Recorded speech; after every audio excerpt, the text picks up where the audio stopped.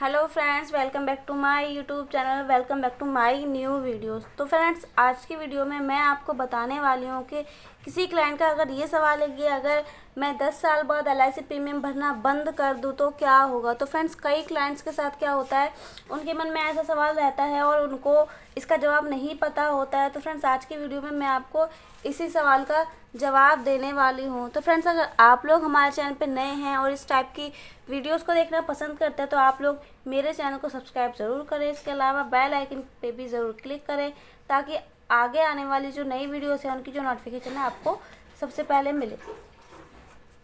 तो फ्रेंड्स, इसी के साथ साथ हमारी वीडियो की स्टार्टिंग करते हैं और चलते हैं हमारी वीडियो के अंदर। तो दोस्तों, आज हम लोग यही चीज़ डिस्कस करने वाले हैं कि अगर पॉलिसी लेने के बाद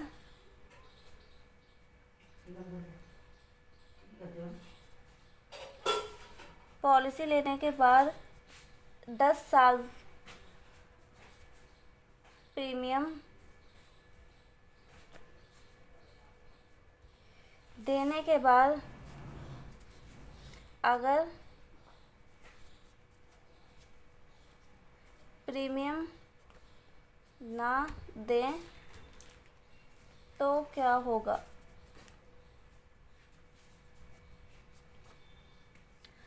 तो फ्रेंड्स, यहाँ पे 10 साल भी हो सकता है या फिर किसी ने 12 साल पॉलिसी चलाई है या 15 साल पॉलिसी चलाई है। तो friends, first of all depend ये करता है कि उस व्यक्ति ने कितने साल की पॉलिसी ली थी। यानी कि अगर मैं बात करूँ LIC में, तो फ्रेंड्स LIC में कम से कम यहाँ पे 12 साल की पॉलिसी आपको लेनी होती है, यानी कि 12 साल की पॉलिसी होती है। उसके बाद यहाँ पे आपकी 35 साल, यानी कि ये हो गया हमारा टर्म, प्लान टर्म, जिसको हम शॉर्ट में बोलते हैं PT। तो फ्रेंड्स, 12 साल से लेकर हमारा 35 साल तक की आप इसमें हमें प्लान देखने के लिए मिल जाते हैं, यानी कि इतने साल की आपकी पॉलिसी होती है। तो फ्रेंड्स, डिपेंड करता है कि आपने कितने साल की पॉलिसी ली थी। तो अगर मान के चलते हैं कि कोई व्यक्ति है जिसने कि एक प्लान लिया था जिसका कि नाम है जीवन आनंद ले लेते हैं या फिर जीवन लाभ प्लान ही ले लेते हैं।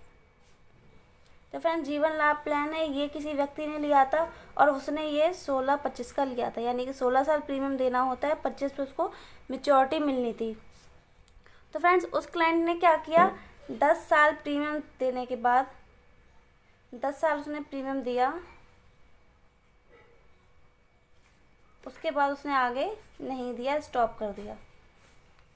अब इस पॉलिसी में आगे क्या होगा, इसमें कुछ क्वेश्चन बनते हैं। क्वेश्चन क्या हो सकते हैं क्लाइंट के मन के, वो मैं आपको बताती हूँ।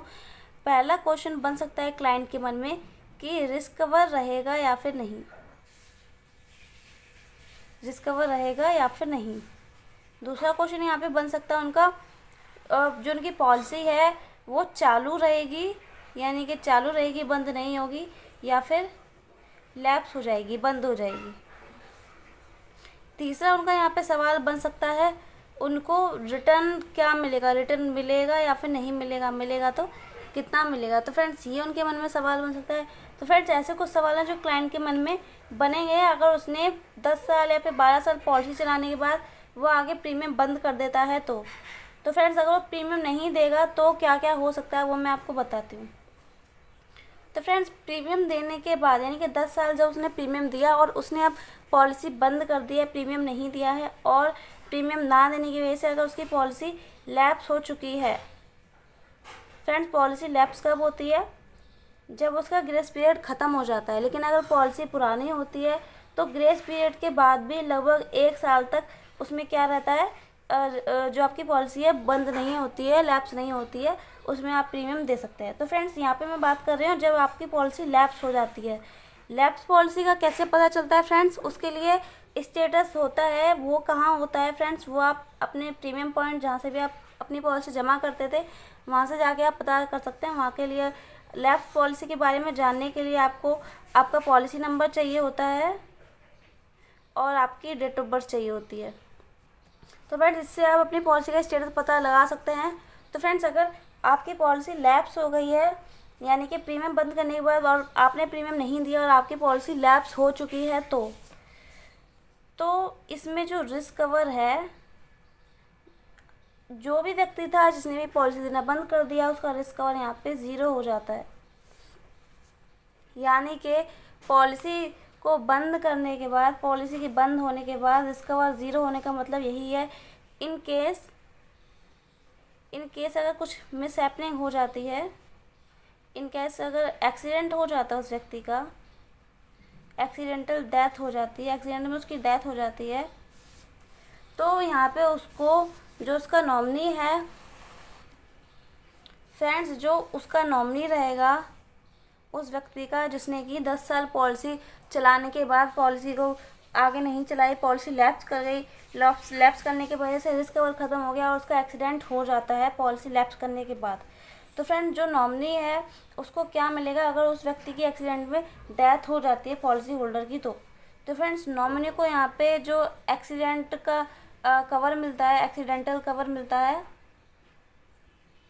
वो नहीं मिलेगा। पहली चीज़ फ्रेंड्स, यहाँ पे कोई भी कवर नहीं रहता है, कवर यहाँ पे एंड हो जाता है, एक्सीडेंटल का यहाँ पे उसको कुछ भी यहाँ पे क्लेम नहीं मिलने वाला है। सेकंड अगर हम देखते हैं तो हम देखते हैं अगर नॉमिनी को ये नहीं मिलेगा तो नॉमिनी को आखिर मिलेगा क्या। तो फ्रेंड्स जितना पैसा 10 साल में उस व्यक्ति ने जमा किया था पॉलिसी में, मान के चलते हैं अगर उसने 10 साल में यहाँ पे 2.5 लाख रुपए जमा किए थे, 2.5 लाख रुपए उसने जमा किए थे और प्लस जो भी इन 10 सालों का बोनस बना होगा, जो भी इन 10 सालों का बोनस बना होगा, ये अमाउंट ऐड होके इस नॉमिनी को पे आउट हो जाएगी। तो फ्रेंड्स देखिए यहाँ पे पॉलिसी बंद करने का कितना बड़ा नुकसान है। सबसे पहली चीज़ यही है कि रिस्क कवर यहाँ पे नहीं रहता है, रिस्क कवर यहाँ पे उस पर्सन का ख़त्म हो जाता है और जो पैसा जमा किया था उस पर जो भी बोनस बनेगा वो ऐड होके नॉमिनी को मिल जाता है। सबसे पहली चीज़ तो फ्रेंड्स ये रही। अब फ्रेंड्स सेकंड में आपको बता देती हूँ कि क्लाइंट्स का सवाल ये रहता है कि अगर हम लोग प्रीमियम देना बंद कर देते हैं, यानी कि 10 साल बाद पॉलिसी चलाई, 10 साल पॉलिसी चलाई, उसके बाद अगर प्रीमियम नहीं देते तो क्या होगा, क्या हमारी पॉलिसी चालू रहेगी। तो फ्रेंड्स कुछ समय तक तो आपकी पॉलिसी चालू रहेगी, क्योंकि अगर अब किसी पॉलिसी को 10 साल तक चला लिया जाता है तो वो पॉलिसी इतनी जल्दी लैप्स नहीं होती है, उसमें समय दिया जाता है। तो फ्रेंड्स कम से कम 1 साल तो आपकी पॉलिसी लैप्स नहीं होती है, लेकिन आपने 1 साल तक भी अगर आप प्रीमियम नहीं देते हैं, अगर 1 साल भी आपने प्रीमियम नहीं भरा तब आपकी पॉलिसी लैप्स होती है। लैप्स होने का मतलब है कि अब आपकी पॉलिसी बंद हो गई है और बंद पॉलिसी पे रिस्क कवर नहीं मिलता है, रिस्क कवर 0 रहता है। फ्रेंड्स अगर यही पॉलिसी आपकी चालू होती, यानी कोई भी व्यक्ति है उसकी ये पॉलिसी चालू होती और उसने 5 लाख की अगर पॉलिसी ली थी, 5 लाख की उसने पॉलिसी ली थी और यही पॉलिसी उसकी चालू है, और इन केस अगर उसके साथ कुछ मिसहैपनिंग हो जाती है, कुछ एक्सीडेंटल हो जाता है, डेथ हो जाती है, तब उसके नॉमिनी को क्या मिलता है यहाँ पे। तो फ्रेंड्स तब उसके नॉमिनी को यहाँ पे सीधा सीधा उसका जो एक्सीडेंट का कवर है, क्लेम है, वो मिलेगा। तो फ्रेंड्स आपको पता होगा जो भी सम अश्योर रहता है उसका डबल सम अश्योर यहाँ पे पे आउट होता है नॉमिनी को, और यहाँ पे जो भी उसका बोनस बनता है वो भी पे आउट होता है। तो फ्रेंड्स ये अमाउंट मिलता है नॉमिनी को बेसिकली जिसके लिए इंश्योरेंस लिया जाता है। तो फ्रेंड्स ये चीज़ आपको समझनी चाहिए कि अगर आप लोग भी ऐसा करते हैं या फिर आप भी ऐसा सोच रहे हैं और अगर आपके मन में भी ये सवाल है कि मेरी पॉलिसी को 10 साल पूरे हो गए हैं तो क्या मैं पॉलिसी का प्रीमियम देना बंद कर दूं तो कैसा रहेगा। तो फ्रेंड्स अगर आप पॉलिसी को बंद करते हैं तो आपके साथ भी ये चीज़ें हो सकती हैं। अब फ्रेंड्स लास्ट पॉइंट हमारा डिस्कस कर लेते हैं कि अगर हम लोग 10 साल बाद अपनी पॉलिसी का प्रीमियम देना बंद कर देते हैं तो हमारी पॉलिसी में हमको रिटर्न क्या मिलेगा। फ्रेंड्स अगर 10 साल पॉलिसी चलाने के बाद प्रीमियम स्टॉप कर देते हैं और अब आपका सवाल है कि आपको रिटर्न कितना मिलने वाला है। तो फ्रेंड्स मान के चलते कि आपने पॉलिसी ली थी 16-25, जैसा कि मैंने आपको अभी बताया है। तो फ्रेंड्स ये पॉलिसी आपने ली थी और 10 साल आपने प्रीमियम दिया। इस पॉलिसी में क्या होता है कि आपको 16 साल प्रीमियम देना होता है, 16 साल भरना होता है और 9 साल यहाँ पे जो है वो आपका वेटिंग होता है और आपको उसके बाद रिटर्न मिलता है। लेकिन आपने सिर्फ 10 साल पॉलिसी दी और यहाँ पे 6 साल का आपने प्रीमियम छोड़ दिया।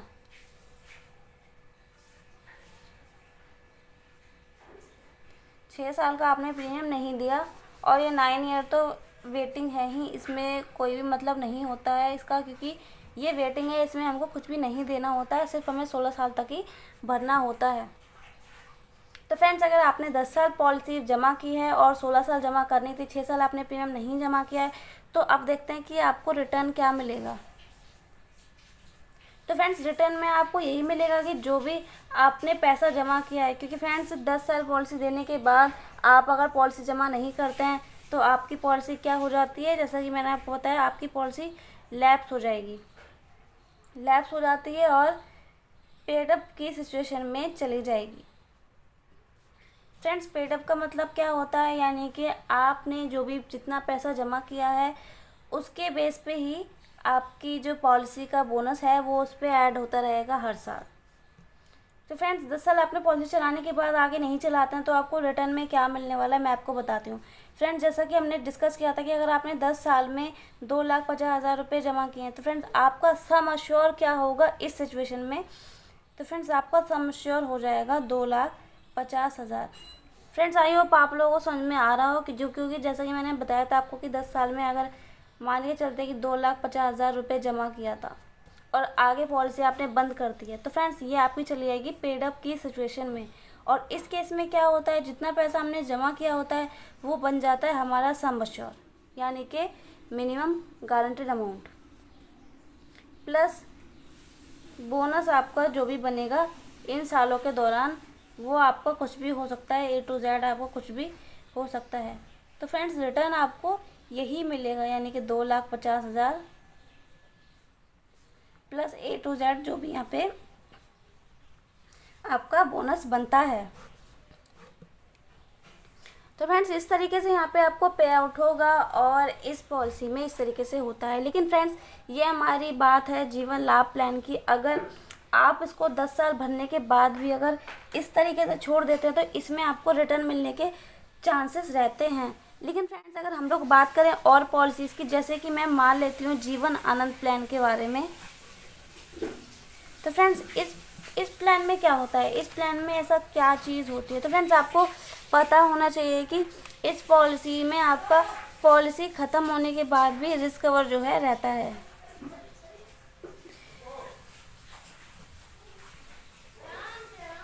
पॉलिसी ख़त्म होने के बाद भी क्या रहता है यहाँ पे, रिस्क कवर, यानी कि अगर आपकी 5 लाख की पॉलिसी थी तो यहाँ पे आपका 5 लाख रुपए जब पे आउट होते हैं जब वो व्यक्ति नहीं रहता, यानी कि कितने भी साल उसके हो सकते हैं, उसके बाद जब वो व्यक्ति नहीं रहता तो उसके नॉमिनी को ये अमाउंट पे आउट हो जाता है।